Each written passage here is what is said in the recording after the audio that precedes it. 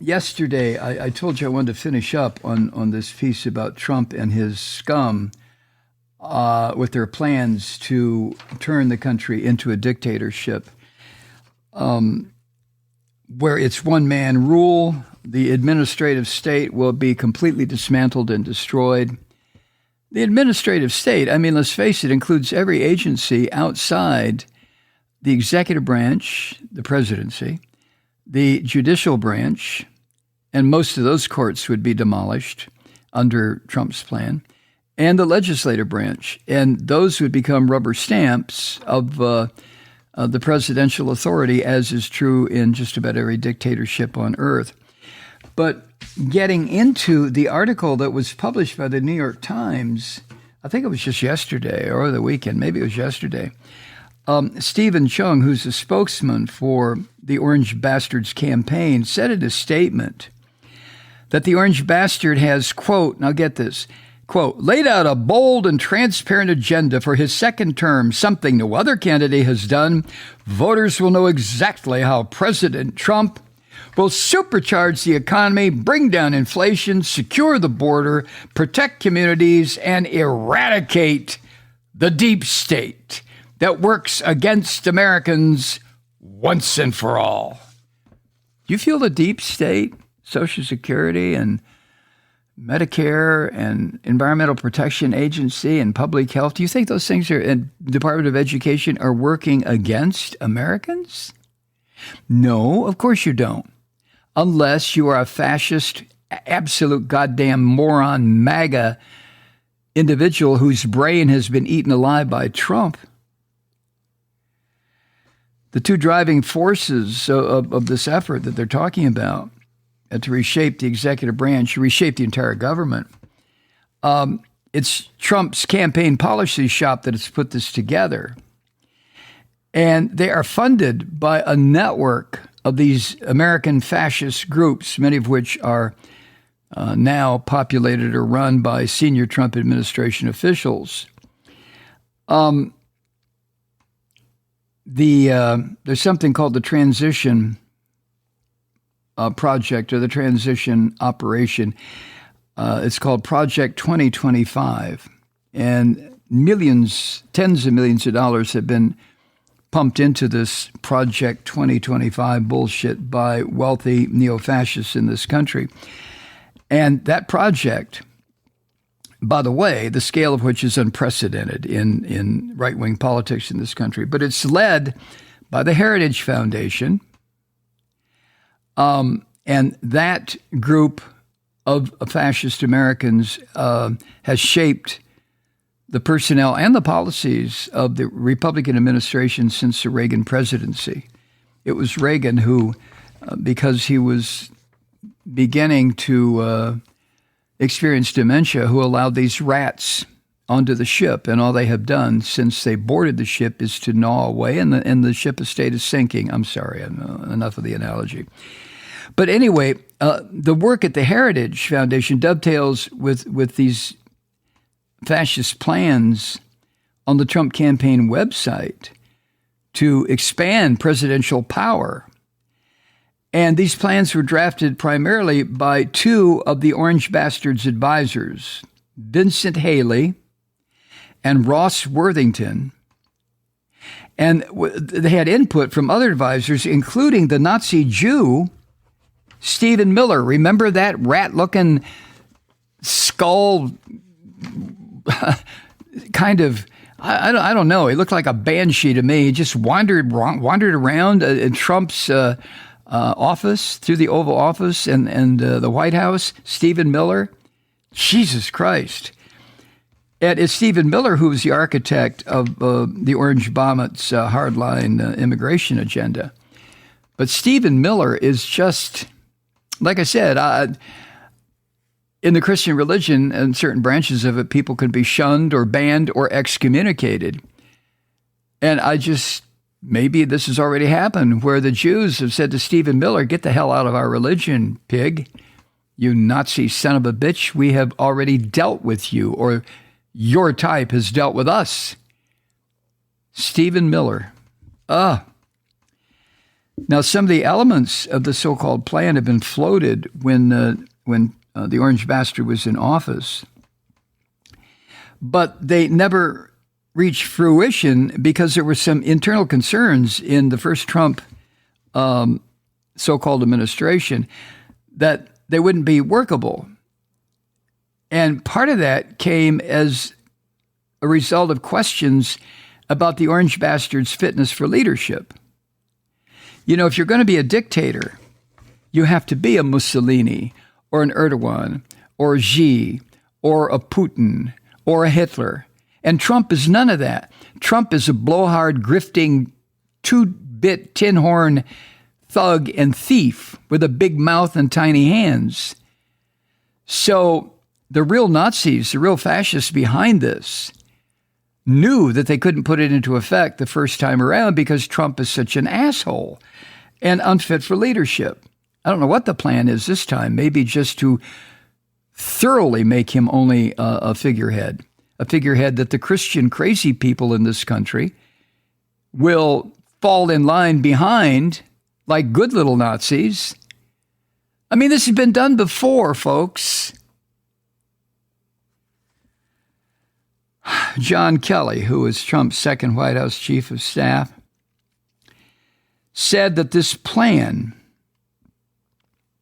and by the way, some of the veterans of Trump's first term who got to the point of questioning his fitness for leadership, and now we're concerned during his first administration or his administration. I don't want to make it first. Indication is going to be a second, for God's sake.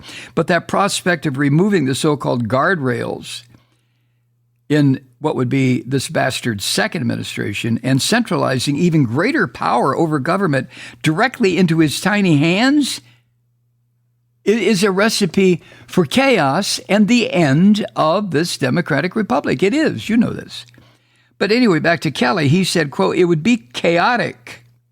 It just simply would be chaotic because he'd continually be trying to exceed his authority and the sycophants around him would go along with it.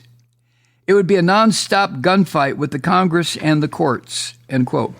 Well, Kelly, I get Kelly's point, but a nonstop gunfight with what part of the federal judiciary?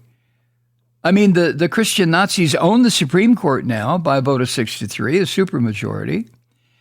They own so much of the federal court system throughout the country, chock-a-block now with Christian fascists. As far as the Congress is concerned, are you shitting me? Are you talking about the U.S. House of Representatives? Look at the mess that organization is in. Anyway, this entire agenda about destroying democracy, which is what the agenda is, that's been pursued for decades. And it has its roots deep into these efforts by these neo-fascist so-called legal think tanks like the Heritage Foundation. And their primary goal is to undercut what is now called the administrative state. Those are agencies that enact regulations aimed at keeping, this is how bad they are, aimed at keeping the air and water clean and making sure that food and drugs and consumer products are safe. But of course, that cuts into business profits, right? We've heard this before too, haven't we? Now, the legal underpinning, if you can call it legal, that's how the neo-fascists call it. It's a huge version, a maximalist version of the so-called unitary executive theory, which is just another way of saying a dictatorship. That theory rejects the idea that the government is composed of three separate branches with overlapping and sometimes conflicting powers to check and balance each other. Instead, the unitary executive theory argues that Article 2 of the Constitution gives the president, I'm reading, complete control of the executive branch. So Congress cannot empower agencies or agency heads to make decisions to restrict the president's ability, for example, to fire them. Reagan administration lawyers developed this theory as they tried to advance a deregulatory agenda, which went along just fine, thank you. And when Bill Clinton came along, the deregulatory agenda got an extra boost from a son of a bitch who presented himself as a Democrat, but he was no more of a Democrat than Trump is. I'm talking about Bill Clinton. The president of the Heritage Foundation, Kevin Roberts, said, quote, "The notion of independent federal agencies or federal employees who don't answer to the president violates the very foundation of our democratic republic." End quote. No, it violates the very foundation of fascist dictatorships, you rotten un-American prick, you. Kevin Roberts. Yeah, I'm name calling. I don't know what else to do. They get me so enraged, these people. And Mr. Kevin D. Roberts added that the contributors, the money bastards who are adding the necessary vigorish to Project 2025, are committed to, his words, dismantling this rogue administrative state. End quote. Rogue?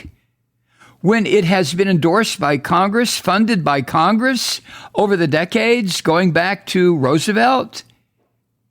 Rogue?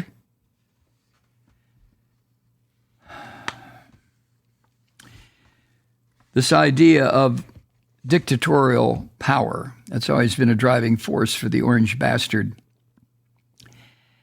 And he often gestures towards it in a more simplistic manner. Back in 2019, when he declared to a cheering crowd, remember this? Quote, "I have an Article 2 where I have the right to do whatever I want as president." End quote. That remark was in reference to what this stupid son of a bitch said was his ability to directly fire Robert Mueller, special counsel of the Russia inquiry.